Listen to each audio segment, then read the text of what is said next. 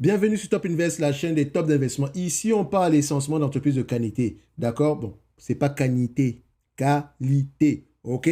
So, période des résultats, beaucoup de taf. Donc, ça fait toujours plaisir. Un live, enfin, pas un live, un like, un abonnement, merci, ou bien un commentaire. OK. Maintenant, on parle de Danaher Corporation. Excellente entreprise.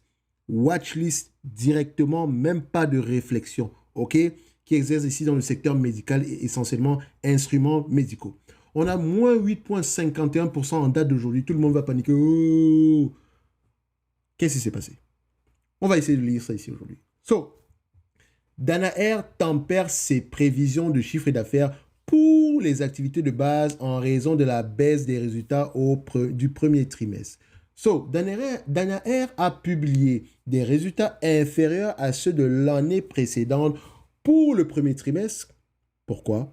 En raison des revenus du COVID-19, tandis que la société de technologie médicale a tempéré ses attentes pour l'année entière en ce qui concerne les ventes de base, ce qui a fait chuter ses actions. OK? Donc, on s'attend à des revenus moins élevés que précédemment.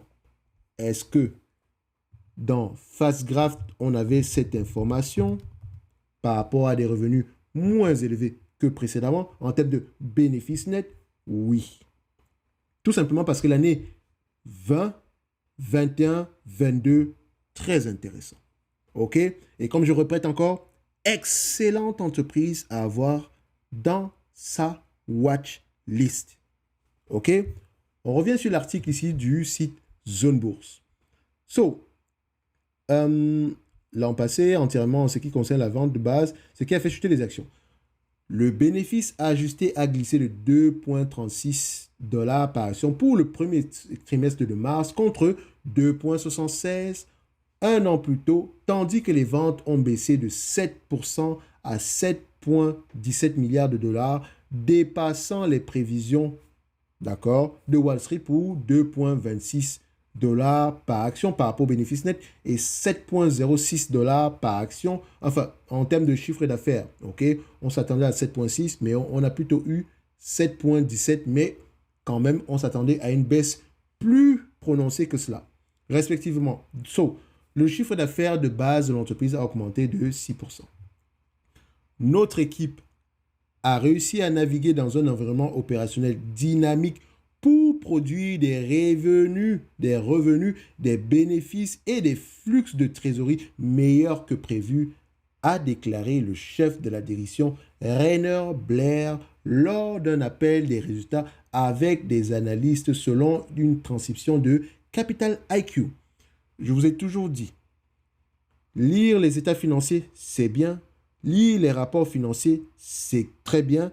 Et écouter les conférences call, c'est parfait. Vous faites les trois. Lire les états financiers, les chiffres. Lire les rapports financiers.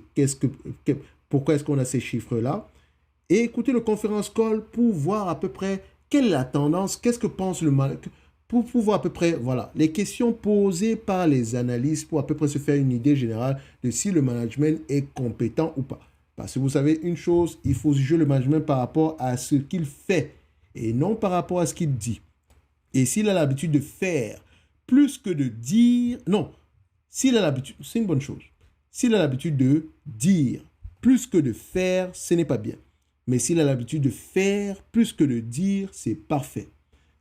Quelqu'un qui a l'habitude de faire plus que de dire, c'est Marc Léonard, je pense bien, c'est comme ça qu'il s'appelle, de Constellation Software. Donc, le ticker symbole Constellation Software. Excellente entreprise qui n'a rien à envier à Berkshire Hathaway. Si vous aviez investi dans CSU, au tout début, vous auriez eu un rendement cumulé annuellement bien plus élevé qu'avec Berkshire Hathaway. C'est un excellent manager. Et il a une tête très bizarre. Je vous laisse aller voir qui est Marc Léonard de CSU. Si vous n'avez pas cette compagnie-ci en watchlist, mettez-la présentement. Et si vous l'avez en watchlist, n'oubliez pas de rajouter Topicus, qui n'est qu'un spin-off de Constellation Software, mais qui va se concentrer à faire la même chose uniquement en Europe. Et pendant que vous avez cette entreprise-là en portefeuille, n'oubliez pas de mettre Descartes Système. Excellente entreprise à avoir en watchlist minimum. Maintenant, on revient. OK? So, déclaré, le PDG ici, la forte réalisation du prix a permis. Donc, on voit ici que notre équipe a réussi à naviguer dans une dynamique, donc c'est ce qu'elle a annoncé selon Capital IQ. OK? Donc, la forte réalisation des prix a permis de compenser les prévisions inflationnistes et la gestion disciplinée des coûts nous a permis de poursuivre notre cadence d'investissement de croissance. Les résultats comprennent un vent contraire d'environ 10% provenant des revenus de COVID-19, a déclaré Mme Blair aux analystes. Le chiffre d'affaires de base dans les marchés développés a chuté d'un pourcentage moyen à un chiffre. Principalement, quand on dit un chiffre, c'est entre 0 et 9%. En raison, enfin moins, parce qu'on parle de chute, en raison de la baisse des ventes de COVID-19, a-t-il déclaré. Les actions de la société étaient en baisse de, ici on s'en fout mardi, de baisse de 7,2%. C'est pas important, ce qui nous intéresse, c'est la stabilité des bénéfices nets ou la décroissance des bénéfices nets ou la croissance des bénéfices nets. Quand je parle de bénéfices nets, je parle de free cash flow. Au premier trimestre, les ventes des segments biotechnologie et diagnostic ont baissé de 16 et 10% respectivement, tandis que les solutions environnementales et appliquées et les sciences de la vie ont augmenté de 5% et de 2,5% respectivement. Il y a de grandes chances que le segment biotechnologie et le segment diagnostic aient été impactés par la pandémie. Donc, en 2023, vous allez voir que les entreprises qui ont fait de l'argent en 2021, 2022 ont tendance à ralentir. N'oubliez jamais cela. Jamais. Parce que ça peut vous entraîner à prendre ici des mauvaises décisions. Pour le deuxième trimestre en 2023, Danaher s'attend à ce que la croissance du chiffre d'affaires des activités de base non GAAP soit en hausse à un chiffre d'une année sur l'autre. En janvier, la société prévoyait pour l'ensemble de l'année une augmentation à un chiffre du chiffre d'affaires des activités de base. Blair a déclaré lors de la conférence téléphonique c'est le conference call, que Danaher est confronté à des défis à court terme et temporaires dans le domaine des bioprocédés. Qu'est-ce que ça veut dire bioprocédés? Et ici, on vous parle de court terme. OK. Donc, ça dit court terme ici, c'est moins d'un an. OK? Ou bien, c'est quelle période selon le management? Faites attention parce que ici, ça, c'est un article qui prend un raccourci. La société s'attend à ce que le chiffre d'affaires total des activités de base soit en baisse à un chiffre pour l'année en raison d'une demande plus faible, plus les tests COVID 2019, les vaccins et les produits thérapeutiques, a-t-il déclaré aux analystes. Danaher fait des progrès considérables dans ses projets de lancement de son segment environnemental. Et quand on parle de segment environnemental, est-ce qu'on ne fait pas concurrence ici à une compagnie, j'oublie le nom de la compagnie, mais elle est française en fait.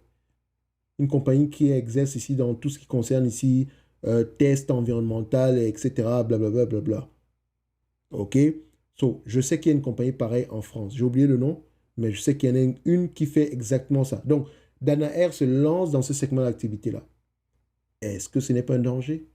Comment est-ce qu'on fait pour se protéger? Donc, appliqué en tant que société publique cotée, attention, on dit que Danaher fait des progrès considérables dans ses projets de lancement de son segment environnemental et appliqué en tant que société publique cotée séparément qui s'appellera Veralto. Donc, on a un spin-off en perspective ici, en vue. A déclaré Mme Blair, ajoutant que la société est sur la bonne voie pour une séparation au 4e trimestre. Spin-off de Veralto, qui va concerner essentiellement le segment environnemental, va avoir lieu, normalement devrait avoir lieu au 4e trimestre. Donc, c'est-à-dire que si vous regardez ces résultats-ci à partir de 2020, 2024 et que les revenus ont baissé, posez-vous les bonnes questions. C'est la même entité? Est-ce que c'est une décroissance ou bien on a vendu un segment d'activité? Dans l'ensemble, pour moi, vu que la vidéo ne date d'il n'y a pas longtemps, pour moi ici, Danaher, on va rester à peu près sur la première vidéo d'analyse qu'on a fait sur le sujet. OK? Si on le prend ici par rapport aux bénéfices nets attendus en 2025, attention, est-ce que ça a été ajusté par rapport aux nouvelles informations? Je n'en sais rien du tout, mais c'est un business assez prévisible. Donc, par rapport au prix actuel, on a un rendement sur coût de près de 4,72%. Voilà. On préfère ici le 7% au moins à cette période-là. Bref, je peux également me tromper et comme d'habitude, je me réserve le droit de le faire. On va se donner rendez-vous sur la prochaine vidéo. N'oubliez pas, en lien de cette vidéo-ci, vous avez en description le lien vers le service Top Premium et on se dit à bientôt. Danaher, en date d'aujourd'hui, à mon avis, reste... l'évaluation est trop élevée pour moi. Idéalement, on aimerait avoir cette entreprise-ci sans prendre en considération la dette, d'accord? Par rapport à ce qui est attendu en 2025, on devrait s'attendre plutôt à quelque chose qui ressemblerait à peu près à 171 $ l'action. Tant mieux si on arrive à ce 171, ce n'est pas grave si on n'arrive pas à ce 171 en date d'aujourd'hui, parce qu'une évaluation, comme son nom l'indique, ça évolue dans le temps. Je peux également me tromper et comme d'habitude, comme je l'ai dit dès le début, un like, un abonnement, ça fait toujours plaisir et je me réserve toujours le droit de me tromper. D'accord? Ceci, c'est uniquement pour citer de l'intérêt du questionnement. Point barre. Voilà. Merci.